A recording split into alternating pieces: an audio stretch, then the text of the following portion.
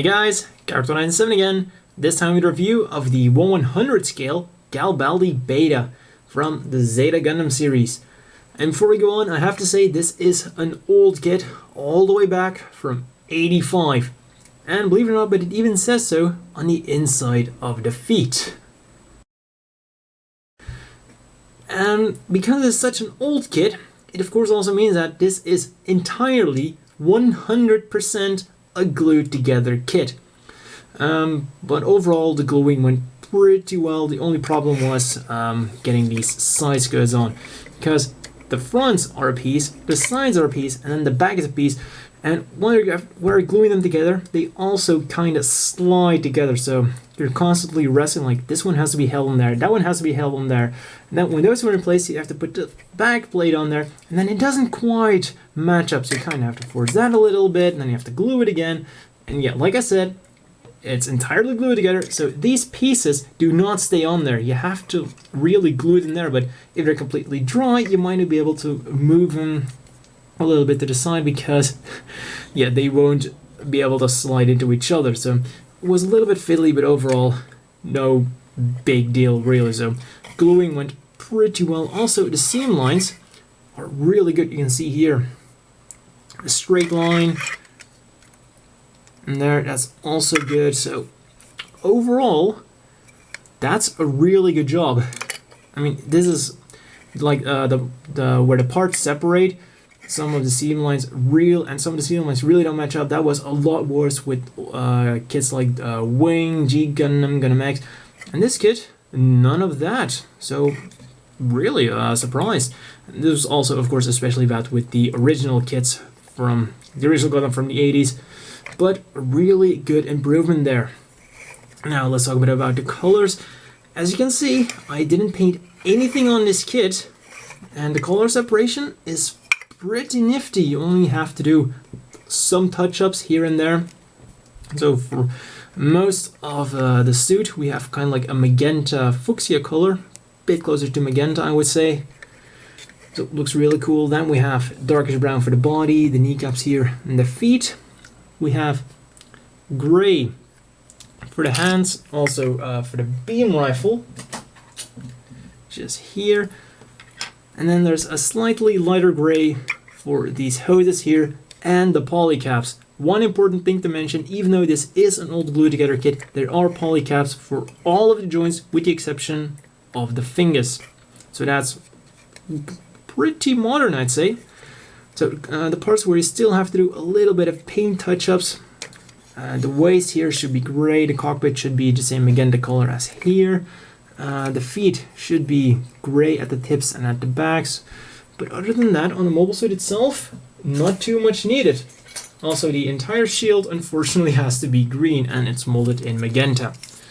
But yeah, with a kit this old, you can't really complain.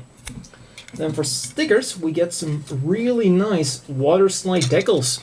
The one that's already applied is the mono eye, so you actually get a sticker for that. And that's really cool, because I also didn't paint the inside. It's actually the dark brown, but because it's in there and it's a little bit shady, it does look really dark, almost like black. And then the other six you get are a lot of numbers, and also 2 Titan insignias.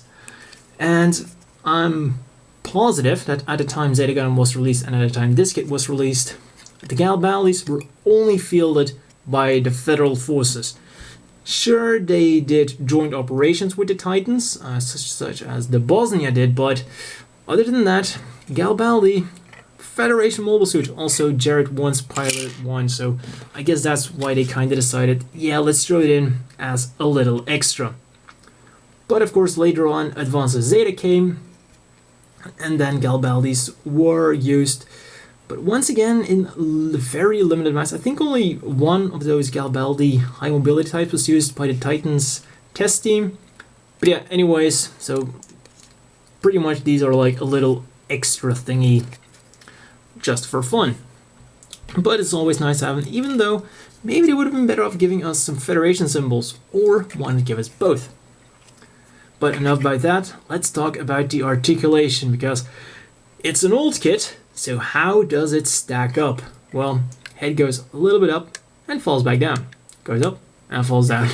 But that's the only real annoying part of articulation. Could really use some super glue there. Also turns around all the way. It is of course just a normal hinge, so it goes only up and down. Also a little bit, oh yeah, look at that, also goes side to side. It's not on a ball joint, but it can also go side to side. Then we go to the shoulders. For my biggest surprise about this kit, it actually goes a little bit forwards and backwards. And now let's try to think about other kits that do this in the 1/100 scale line. So the Victory Gundam kits didn't do that, as far as I know. The F91 kits didn't do that, as far as I know. The 1/100 scale G Gundam kits, Gundam Wing kits, and Gundam X kits didn't do that. Not even all the early Master Grades did that. So seriously, it really almost kind of shocked me when I saw that such an old kit actually had a movable shoulder. Because when you look at the more modern kits, when they didn't do it, and then you suddenly see this old clunker here doing it, that's really, really surprising. But don't worry, good things don't last. The elbow is double jointed, and we get a wicked 45-degree bend.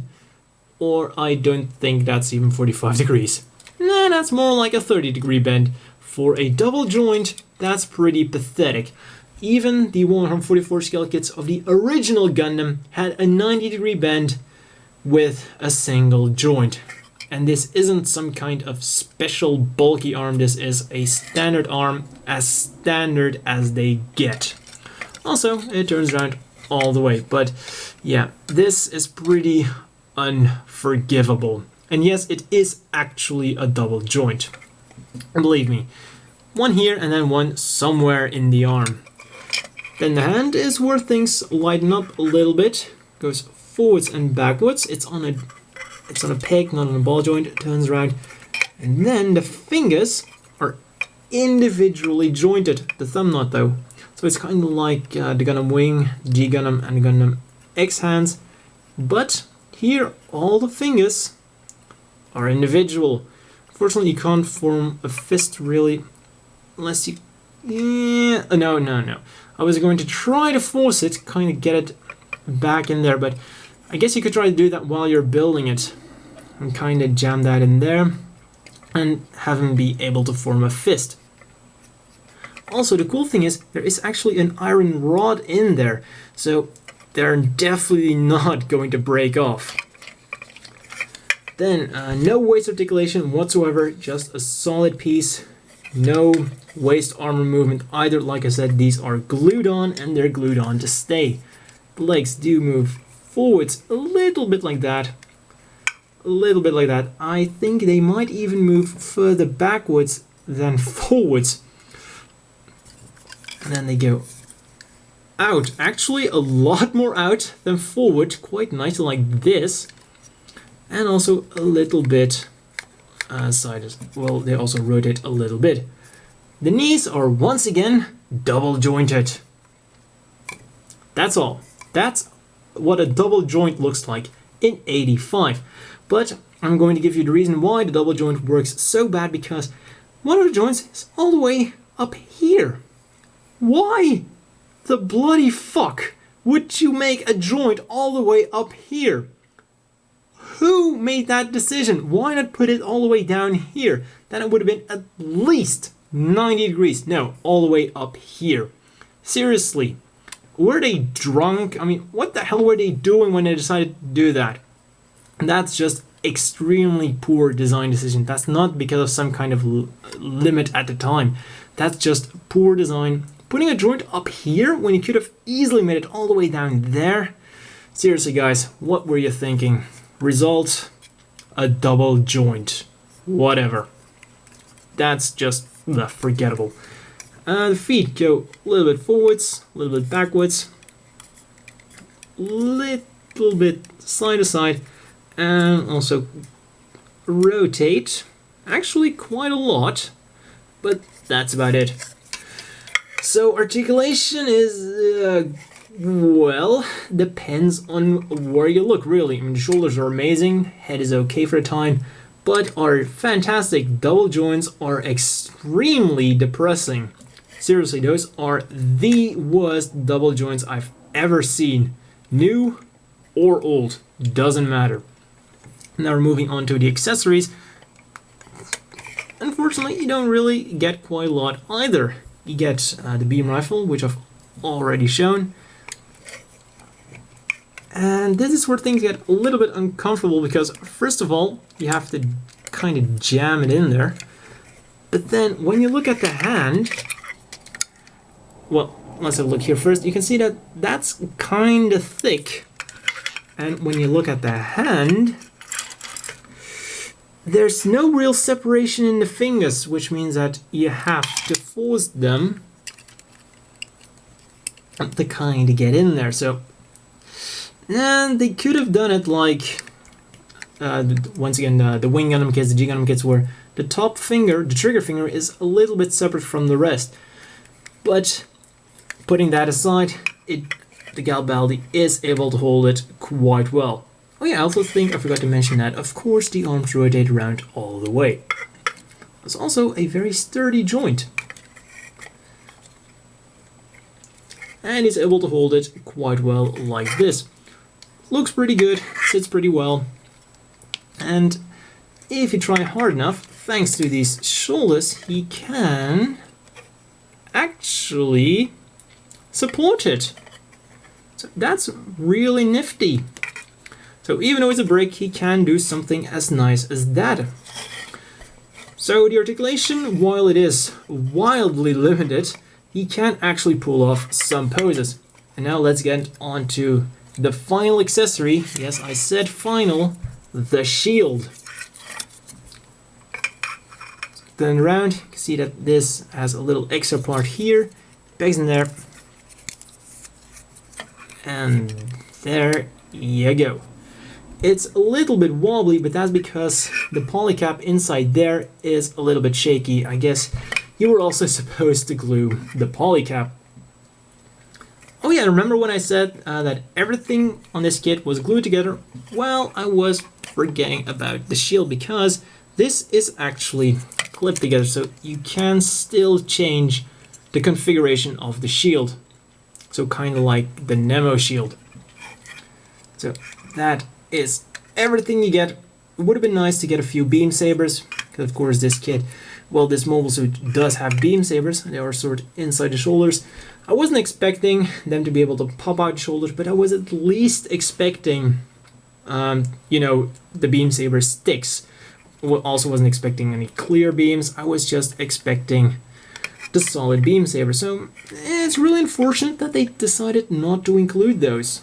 Wait, that's not all. You also get a tiny little Lila figurine. Lila, of course, being the pilot of the Galbaldy Beta, and she's in her standard Earth Federation uniform.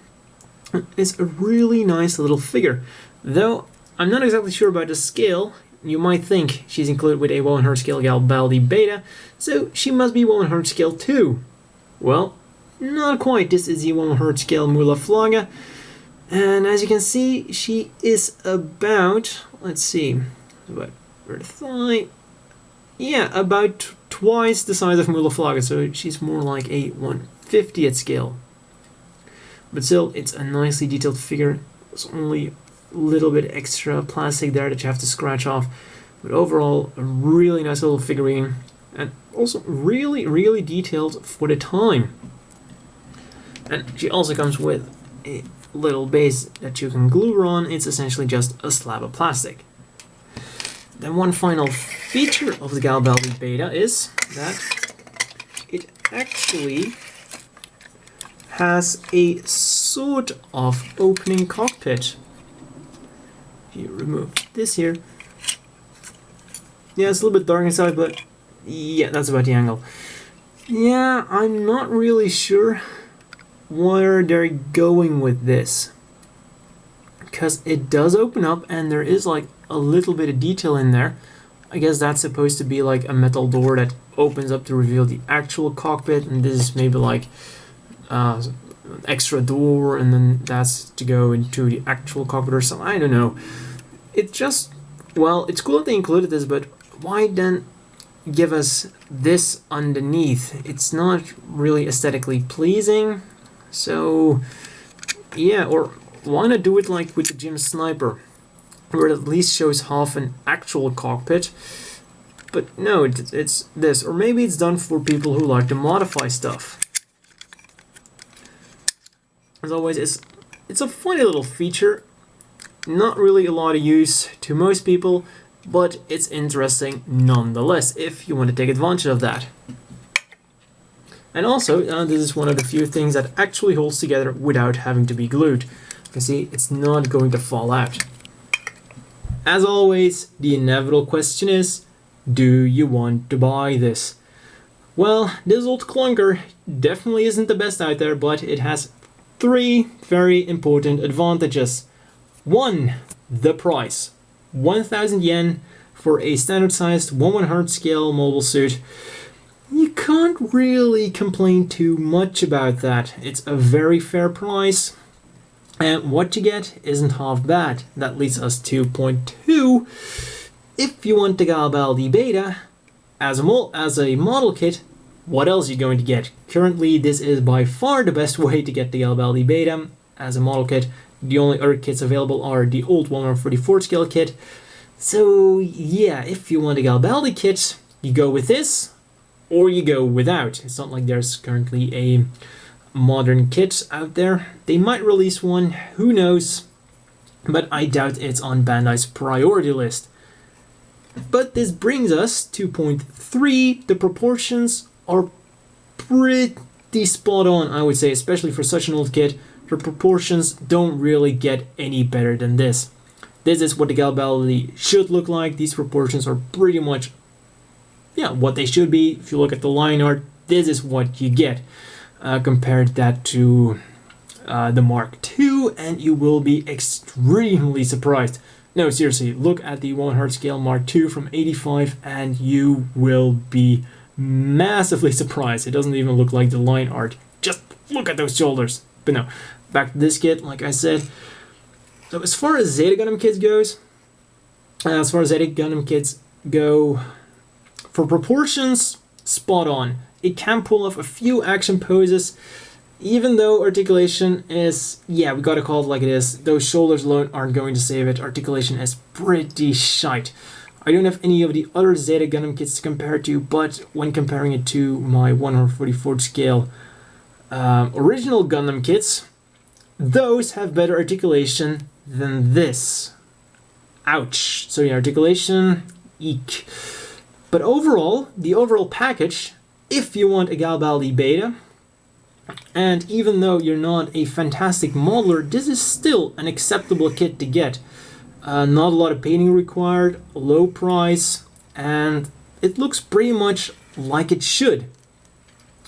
So there you go. That's pretty much all I have to say about that.